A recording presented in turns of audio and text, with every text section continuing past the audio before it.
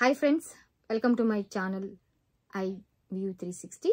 ఈరోజు ఈ వీడియోలో నేను ఏం షేర్ చేసుకోవాలనుకుంటున్నానంటే, అమెరికాలో మేము ప్రతి వారం మేము చెత్త పడేస్తూ ఉంటాము. ఆ చెత్తను తీసుకుని వెళ్ళి కొంతమంది తీసుకుని వెళ్ళి దాన్ని అమ్ముకుంటూ ఉంటారనమాట.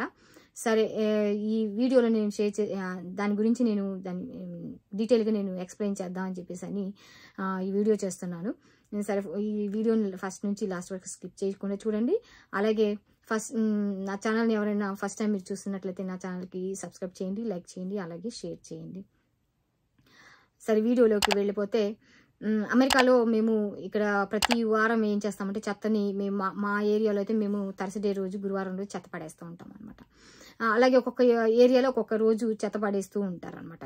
మాకు చెత్త పడేయడానికి పెద్ద పెద్ద క్యాన్లు ఇస్తారు, 2 క్యాన్లు ఇస్తారనమాట. ఒక క్యాన్ ఏమో చెత్త పడేయడానికి, ఇంకొక క్యాన్ ఏమో ఇది రీసైక్లింగ్కి ఇస్తారనమాట. రీసైక్లింగ్ అంటే ఇప్పుడు మేము కోక్ బాటిల్స్ అంటే, వాటర్ బాటిల్స్ అంటే, ఎనీథింగ్ లైక్ ప్లాస్టిక్ బాటిల్స్ అనమాట. అలాంటివి రీసైక్లింగ్ అని వాటిలలో పడేస్తూ ఉంటాము. పేపర్ కూడా అందులోనే పడేయాలి. అలాగే మేము ఇవన్నీ కూడా రీసైక్లింగ్కి మేము వాటి సపరేట్ క్యాను, దీని రెగ్యులర్ ట్రాష్ క్యాను అంటే కూరగాయలు ఇలాంటివి ఉంటాయి కదా, వెజిటబుల్స్ కట్ చేసినవి, ఇలాంటివన్నీ కూడానేమో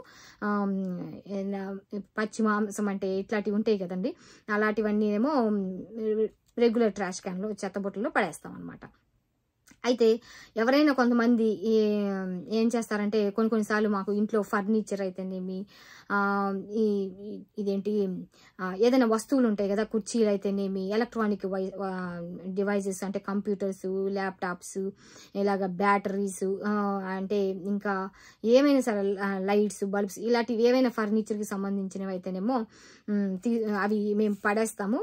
వాటిని రీసైక్లింగ్ వాటిలో పడేస్తాము, లేదా విడిగా ఒక్కొక్కసారి విడిగా పక్కనే పెడతారు అన్నమాట. కొంతమంది బెడ్స్ కూడా పడేస్తూ ఉంటారు, సోఫాలు పడేస్తూ ఉంటారు.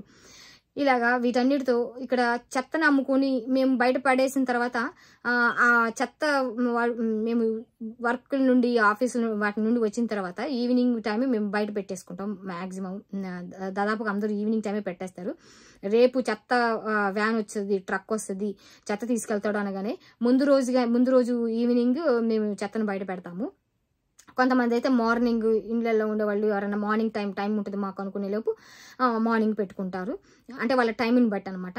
కాకపోతే మేము ముందు రోజే పెట్టేస్తాము. ముందు రోజు పెట్టేసిన తర్వాత ఏమవుతుందంటే, ఈవినింగ్ మేము 4 o'clock 5 o'clock అట్లా ఏం చేస్తారంటే, వేరే వాళ్ళు చిన్న ట్రక్కులు వేసుకొని వస్తారనమాట. వచ్చేసి ఇక్కడ బయట పెట్టిన వస్తువులు ఉంటాయి కదా, పనికి రాకుండా మేము కుర్చీలు, ఇవి సోఫాలు అంటే, బెడ్లు అంటే, ఇలాంటి ఫర్నిచర్ ఏమైనా పడేసామనుకోండి, అట్లాంటివన్నీ ఏమైతే వాళ్ళు తీసుకొని వెళ్ళిపోయి వాళ్ళు ఏం చేస్తారంటే, వాటిని అమ్మగలిగే స్థితిలో ఉంటే మాత్రం వాటిని తీసుకొని వెళ్ళి వాటిని రిపేర్ చేసి అమ్ముతారు. లేదా కొన్ని షాప్స్ ఉంటాయి అనమాట, వాళ్ళు పర్టికులర్గా అవి ఎలక్ట్రానిక్ వస్తువులు కొనుక్కొని వాటిని రిపేర్ చేసి మళ్ళీ వాటిని ఏం చేస్తారంటే, వీళ్ళు ఇక్కడ ఫేస్బుక్ మార్కెట్ ప్లేస్ అని, అలాగే ఈబేలో, అలాగే ఇంకొకటి ఏంటంటే క్రైగ్లిస్ట్ అని ఇక్కడ ఉంటుందన్నమాట ఒక వెబ్సైట్.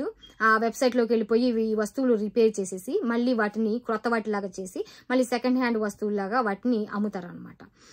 అప్పుడు వాళ్ళకి మనీ వస్తుంది అనమాట. అట్లాగా పనికి వస్తున్నాయి కొంచెం, అంటే మరీ పాడైపోయినాయి కాకుండా కొంచెం బాగున్న వస్తువులు మళ్ళీ వాటిని రిపేర్ చేసుకొని వాడుకోవచ్చు ఈ వస్తువులు అనుకున్న వాటన్నిటిని తీసుకొని వెళ్ళి వాళ్ళు రిపేర్ చేసి అమ్ముతారు. లేదా కొంతమంది ఏం చేస్తారంటే, ఇవి ఆ వస్తువులను ఏం చేస్తారంటే, వీళ్ళు ఇప్పుడు కంప్యూటర్ షాపులలో ఉన్నారనుకోండి, కంప్యూటర్ ఏదన్నా చెత్తలో పడేశారు ఎవరన్నా, ఇప్పుడు దాన్ని తీసుకొని వెళ్ళి ఆ కంప్యూటర్ వాళ్ళకి ఇస్తారు. వాళ్ళు దాన్ని రిపేర్ చేసుకుని వాళ్ళైనా అమ్ముకుంటారు, లేదా వాళ్ళు సొంతంగా అమ్ముకుంటారు, లేదా వీళ్ళకి మనీ ఇచ్చేసి వీళ్ళకి ఇచ్చేసి వాళ్ళు కొనుక్కుంటారు అనమాట. దాన్ని వాళ్ళు రిపేర్ చేసి వాళ్ళు అమ్ముకుంటారు, లేదా రిపేర్ చేసి మళ్ళీ తిరిగి ఇతనికే ఇస్తారు. ఇతను మళ్ళీ తీసుకుని వెళ్ళి ఆయనకి ఇష్టం వచ్చిన దగ్గర అమ్ముకోవచ్చు, లేదా వీళ్ళే వాడుకోవచ్చు అనమాట. అలాగా జరుగుతుంది అనమాట. అవి ఓన్లీ అంటే ఎలక్ట్రానిక్ వస్తువులు అయితే అలాగ చేస్తారు. అని మంచి కండిషన్లో ఉంటే అలా చేసుకోవడానికి కుదురుతుంది అనమాట. కాబట్టి వాటిలో ఇంకొకటి ఏంటంటే ఇక్కడ మాకు గరాజ్ సేల్ అని అమ్ముతారు, పెట్టుకుంటాం అనమాట. మేము ఇళ్లలో ఉన్న వాళ్ళు గరాజ్ సేల్ అని పెడతారు. దాదాపుగా దాన్ని వీకెండ్స్లో అంటే శనివారం ఆదివారం అలాగ పెట్టుకుంటా ఉంటారు. అలాంటి వాటిలలో కూడా మేము ఇంట్లో అంటే సీజన్కి కొత్త వస్తువులు కొనుక్కుంటా ఉంటారు. అలాంటప్పుడు పాత వస్తువులు అట్లాగా అవి వాడకుండా ఉన్న వస్తువులు, ఇంట్లో వాడకున్న వస్తువులు అలాంటివన్నీ బీరువాలంటే, షెల్ఫ్లు ఇంకా ఫ్యాన్లు ఇలాంటి వస్తువులన్నీ కూడా వాటిని ఎలక్ట్రిక్ హీటర్స్ ఇలాంటివన్నీ కూడా తీసుకొని వెళ్ళి గరాజ్ సేలలో పెట్టేసేసి అమ్ముతూ ఉంటారు అనమాట. కాబట్టి ఇలాగ కూడా చెత్తని అమెరికాలో వచ్చే ఈ చెత్త సామాను కూడా అమ్మి డబ్బులు సంపాదించుకోవచ్చు అనమాట ఇక్కడ. కాబట్టి ఎవరైనా సరే ఇక్కడ అలాగే చేస్తారు.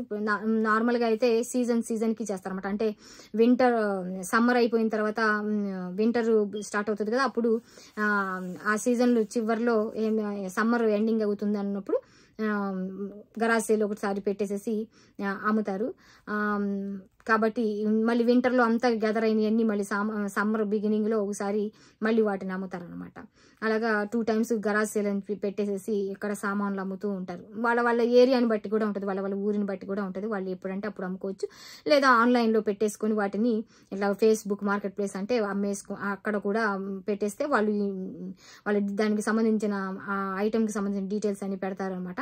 ఆ కండిషన్ ఎలా ఉంది, వాడుకోవచ్చా అని అన్ని పెట్టిన తర్వాత వాళ్ళు చూసుకొని వచ్చి ఇంటికి వచ్చి తీసుకొని వెళ్తారు అన్నమాట. సరేనండి, ఈ వీడియోలో నేను షేర్ చేసుకోవాలని అనుకున్నది ఏంటంటే చెత్తను కూడా అమ్మేసి డబ్బులు సంపాదించేస్తారు ఇక్కడ అమెరికాలో. కాబట్టి అంటే ప్రతి వస్తువు ఏది పనికిరాంది కాదు, ప్రతిదీ కూడా దానికి వాల్యూ అంటూ ఉంటుంది, రిపేర్ చేసి వాడుకుంటే అన్నదనమాట. అందుకని దాన్ని వాళ్ళు వాల్యుబుల్గా వాడతారనమాట. సరే, మరి ఈ వీడియో ఇంతటితో నేను ముగించేస్తున్నాను. Thanks for watching my video. ఎవరైనా ఫస్ట్ టైం నా ఛానల్ మీరు చూస్తున్నట్టయితే నా ఛానల్కి సబ్స్క్రైబ్ చేయండి, లైక్ చేయండి, అలాగే షేర్ చేయండి. ఇంకొక వీడియోలో ఇంకొక టాపిక్ తోటి మళ్ళీ మీతో కలుస్తాను. అంతవరకు ఉంటాను. బాయ్.